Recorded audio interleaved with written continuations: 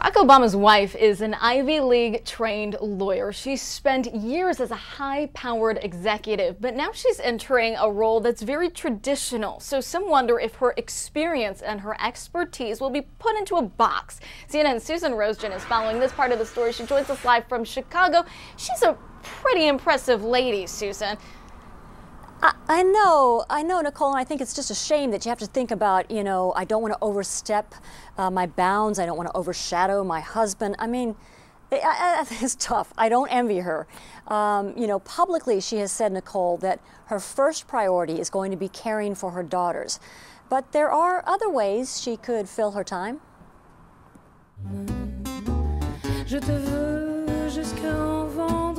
The First Lady of France, Carla Bruni, was a star before she married Nicolas Sarkozy, and she says she doesn't intend to stop strumming her own tune. So what's Michelle Obama doing these days? Well, while her husband is choosing his new cabinet, she's choosing a Washington school for their two daughters. Don't be fooled, Michelle Obama is a Princeton graduate with a Harvard law degree, but her career is in Chicago, and there are no plans for her to practice corporate law or set up community development programs in D.C. as she did here. Can she still be herself without her own job? I wouldn't tie identity to paycheck. I would tie it to what you see as your opportunity, what you can accomplish with that, and there's so much you can do from the platform of a First Lady. Political scholar Ruth Mandel says every First Lady defines the role for herself. Eleanor Roosevelt was an advocate for the working poor, and she reported back to her husband, Franklin. And Rosalind Carter was her husband's diplomatic partner on foreign trips. But Cherie Blair, the wife of former British Prime Minister Tony Blair, has some advice for Michelle Obama. Mrs. Blair says Mrs. Obama should learn to take a back seat to her husband, both publicly and privately. Others say she shouldn't have to.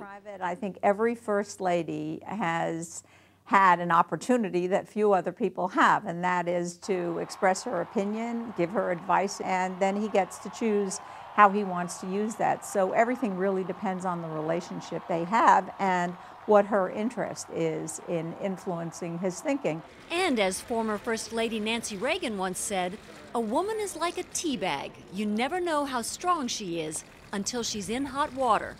The water is always hot in the White House. And in fact, that was Nancy Reagan quoting another First Lady, Eleanor Roosevelt. So I think, Nicole, each of the First Ladies learns from her predecessor. Certainly, I think that Michelle Obama has learned from Hillary Clinton's not very successful attempt to get Congress to pass universal health care. Two very brilliant women, of course. Michelle Obama has said, however, that she wants to do what she can for military families, especially military spouses.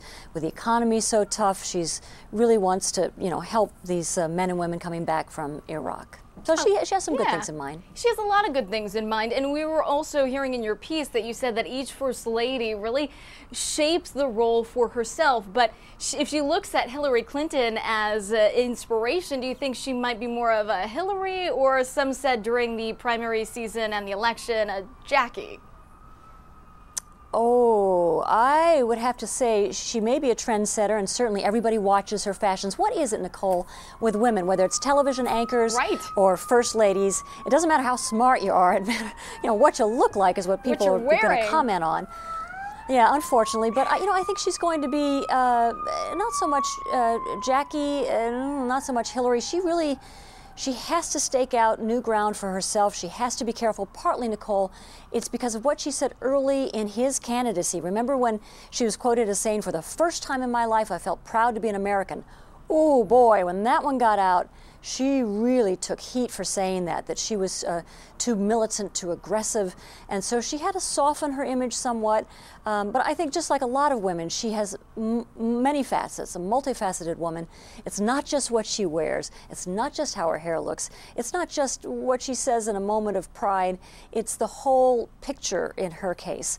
And so we're really going to have to see what she does. Just kind of, and give her some breathing room, hopefully. We shouldn't criticize what she looks like anyway.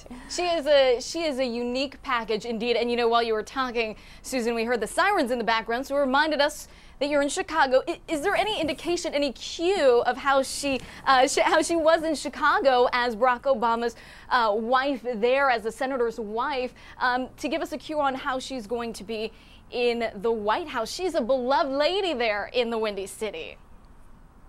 Yeah, she is, and respected. I was just checking over my shoulder because sometimes it's Barack Obama's entourage, you know, all those dark tinted SUVs, absolutely. And so they're, you know, the cops are pushing people out of the way right and left while we can still get a glimpse of him.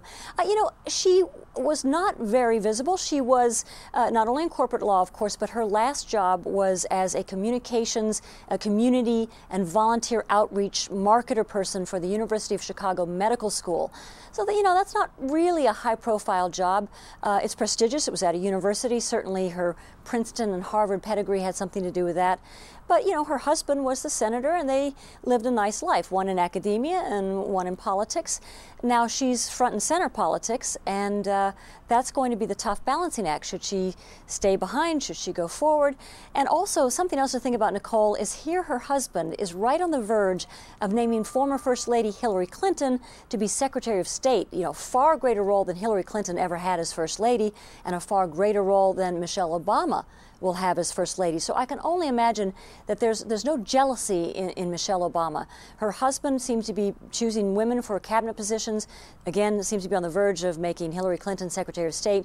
So certainly if she didn't like that, or she didn't feel women were competent or capable, she would have told her husband that. And they always say, you know, Caesar's wife whispers in Caesar's ear. So I'm sure she has his ear. Behind every powerful man is a powerful woman, and she is that indeed, a very intriguing lady. Susan Roesgen, thanks.